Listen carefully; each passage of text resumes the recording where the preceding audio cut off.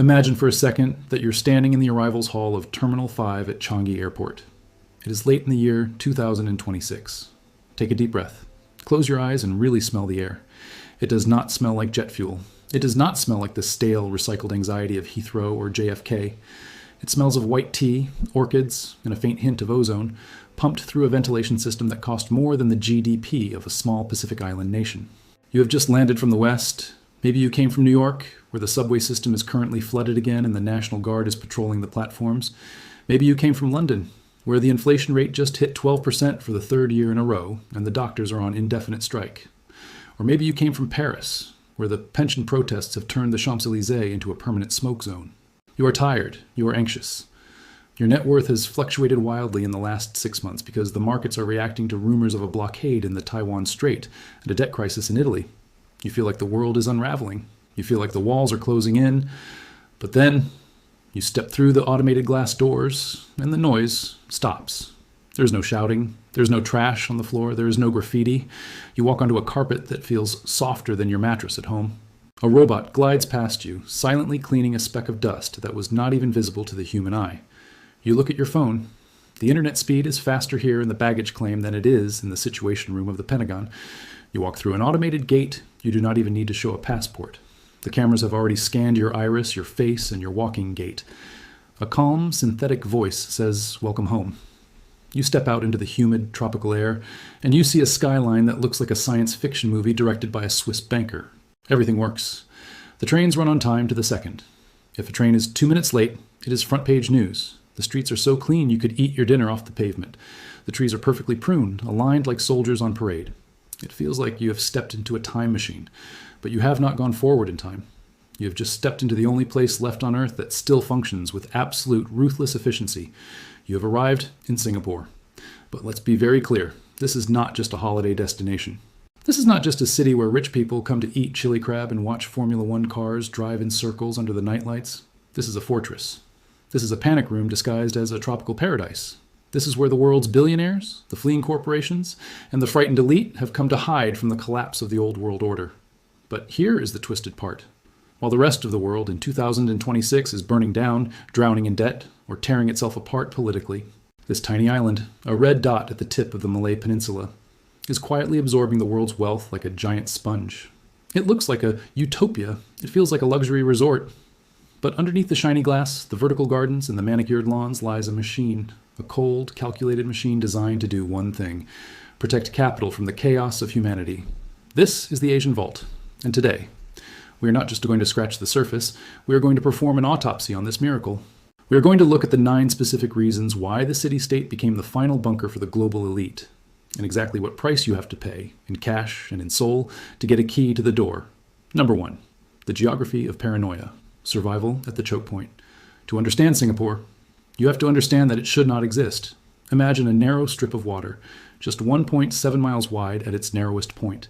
This is the Strait of Malacca, and it is the most important stretch of water on planet Earth.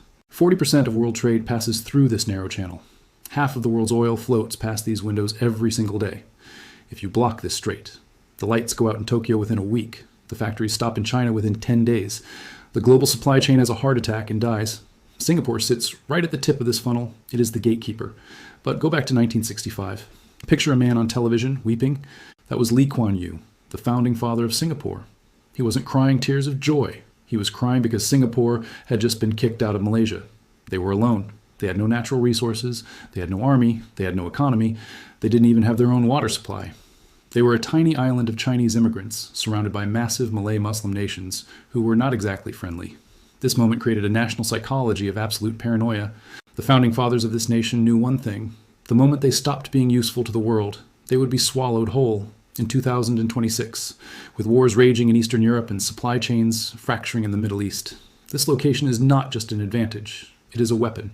The government here has turned their geography into an insurance policy. They have made their port the most efficient on Earth, not because they like efficiency, but because the alternative is extinction. Every container that moves through the port is tracked by artificial intelligence. Every ship is monitored. They have made themselves the indispensable gas station, bank, and warehouse for the planet. And when you are indispensable, nobody lets you fail. Number 2, the Swiss Bank 2.0, the death of European privacy. Think about a heavy steel door slamming shut. That was the sound of the Swiss banking system dying a slow death over the last 15 years. For a century, Switzerland was the vault. It was where you put your gold if you were a dictator, a monarch, or just a very successful dentist trying to hide money from the taxman. But then, the geopolitical pressure cracks appeared. The United States and the European Union broke the Swiss secrecy laws. Switzerland started freezing assets. They started picking sides in global conflicts. The moment Credit Suisse collapsed a few years ago, the illusion was shattered. The money needed a new home. But where do you go when the West is becoming invasive and the East is becoming unstable? Enter Singapore. While the West was busy moralizing about whose money was clean and whose was dirty, Singapore quietly opened the vault doors. They created something called the Variable Capital Company, or VCC. This is a corporate structure designed specifically to house massive amounts of wealth with maximum privacy and minimum fuss. It allows investment funds to remain anonymous, tax efficient, and incredibly flexible. They did not care if you were a Russian oligarch looking to rebrand his assets, a Chinese tech mogul hiding from Beijing's crackdowns, or an American hedge fund manager running away from the new wealth taxes in California, as long as you followed their very specific rules. Your money was safe. By 2026, Singapore manages over $5.4 trillion in assets. That is trillion with a T. The city has become the new Zurich, but without the snow, without the moral judgment, and with much better food. It is the only place left where neutral actually means neutral. Number 3, real estate as a filtration system, the velvet rope. Picture a shoebox made of concrete. Now imagine that shoebox costs more than a castle in the south of France, in Singapore. Real estate is not just housing, it is a filtration system. It is how the government decides who gets to stay on the island and who has to leave. The government owns almost all the land. Let me repeat that. The state owns the land. They lease it back to the people for 99 years. This gives them absolute control over the market. For the locals, there is public housing called HDBs. These are clean, efficient, subsidized.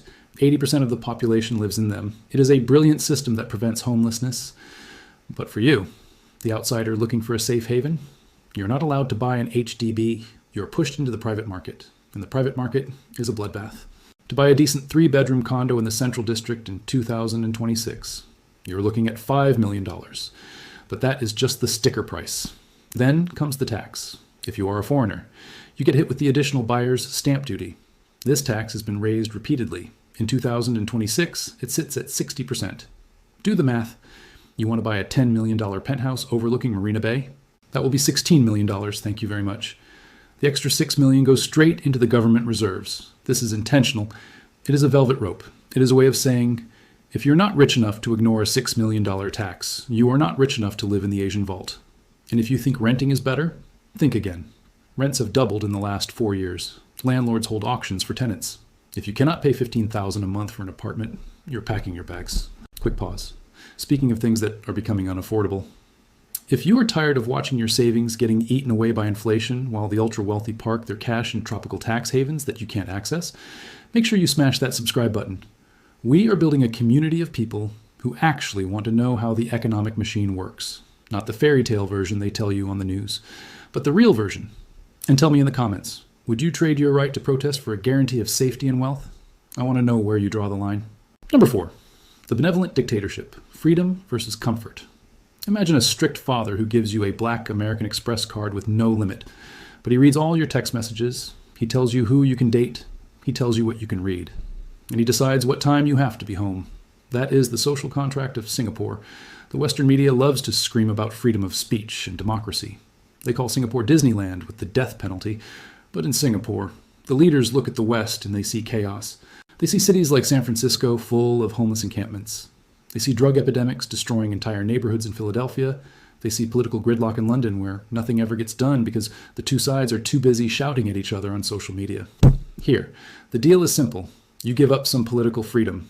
You do not protest in the streets. You do not criticize the judiciary. You do not talk about race or religion in a way that causes tension. There is a law here called POFMA, the Protection from Online Falsehoods and Manipulation Act. It allows the government to decide what is true and what is fake news. If you post something they do not like, they can force you to correct it or take it down. In exchange for this control, the government guarantees you absolute safety. They guarantee your children will go to the best schools in the world. They guarantee your taxes will be low. And they guarantee you will never get mugged walking home at 3 in the morning. For most people in 2026, tired of the chaos and the danger of Western cities, that is a trade they are willing to make in a heartbeat. It is authoritarianism with a smile. And the terrifying truth is, it works. Number 5, the family office boom, the billionaire refugee camp. Think of the Great Gatsby, but instead of Long Island in the 1920s, it is a bungalow in Sentosa Cove in 2026. And instead of wild parties, everyone is quietly signing trust documents. A decade ago, there were maybe 50 family offices in Singapore.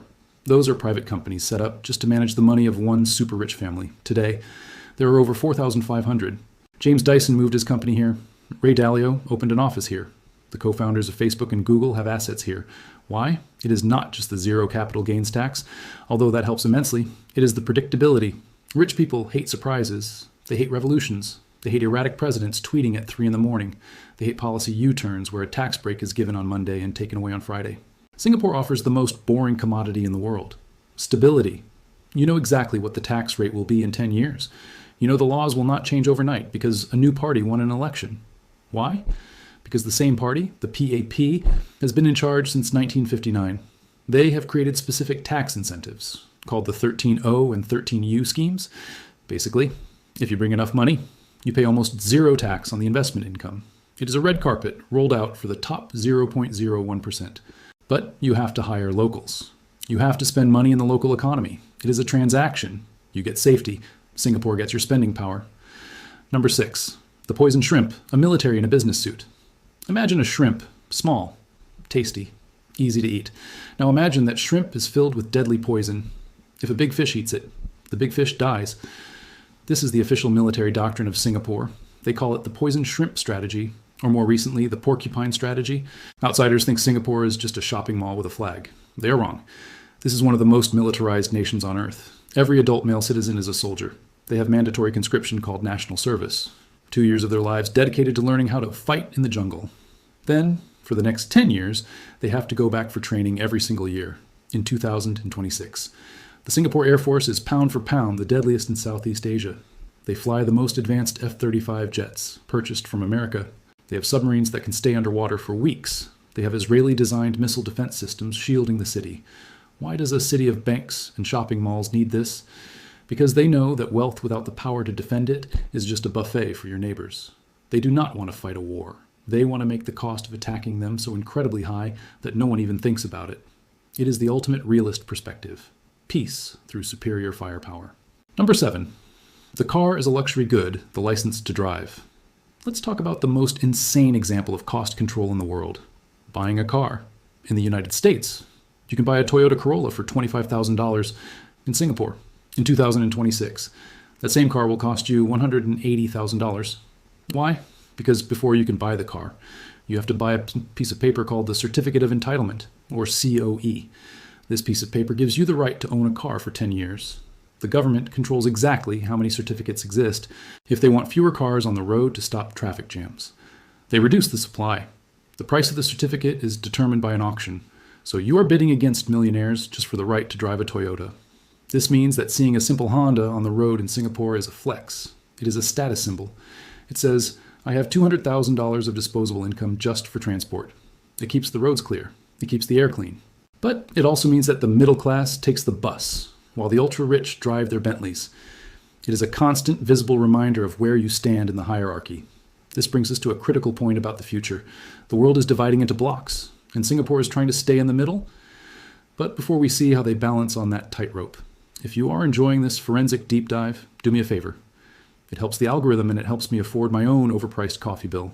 Number 8, the invisible engine, the imported underclass. Now, we need to look at something uncomfortable. We need to look at the basement of the shiny tower. We have talked about the billionaires. We have talked about the shiny towers. But who builds the towers? Who sweeps the pristine streets?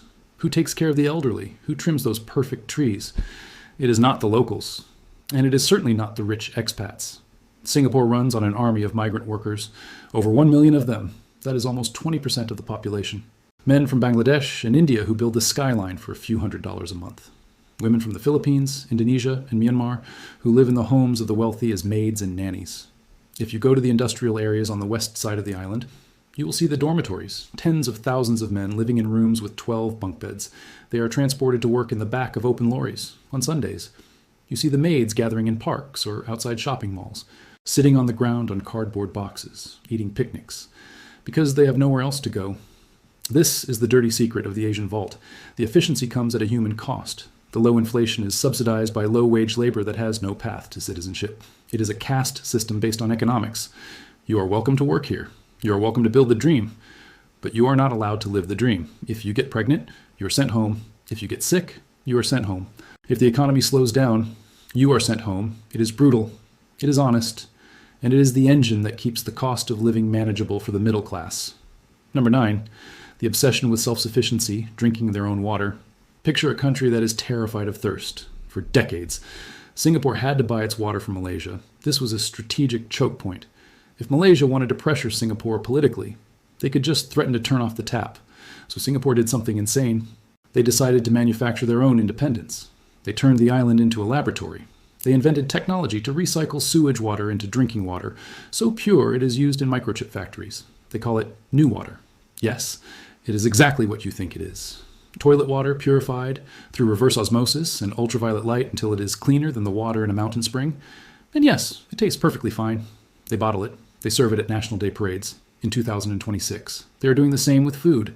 They have a goal called 30 by 30, to produce 30% of their nutritional needs locally by the year 2030. They are building vertical farms on the roofs of parking garages. They are growing lab-grown meat in industrial parks. They are farming fish in high-tech tanks stacked 10 stories high. This is not just about being green or sustainable. This is about survival. This is a siege mentality. They are preparing for a world where global trade collapses, where the ships stop coming.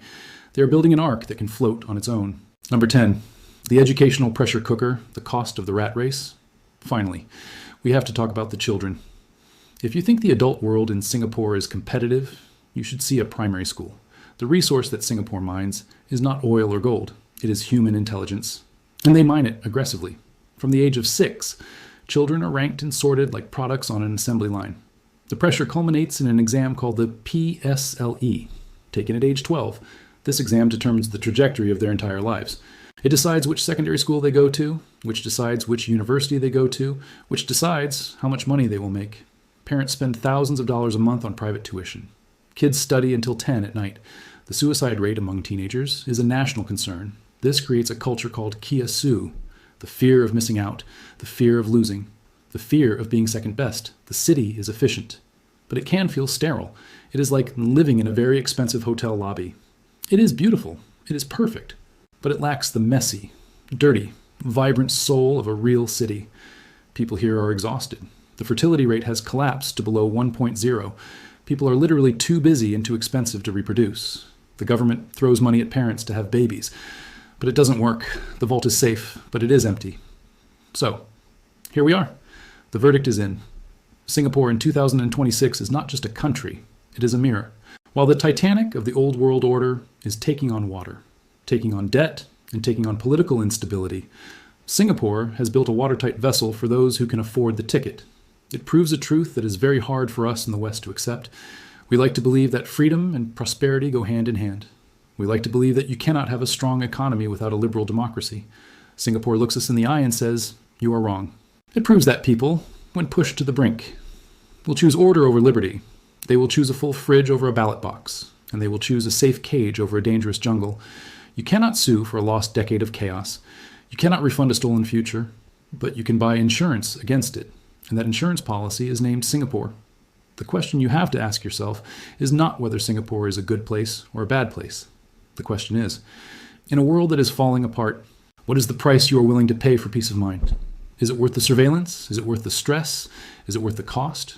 Is it worth living in a place where the air conditioning is perfect, but the soul is frozen? For the billionaires landing their private jets at Changi Airport right now, the answer is obviously yes. For the rest of us, watching from the outside, we have to decide if we want to emulate them or if we want to try and fix the mess we left behind. If you found this forensic deep dive valuable, do me a favor.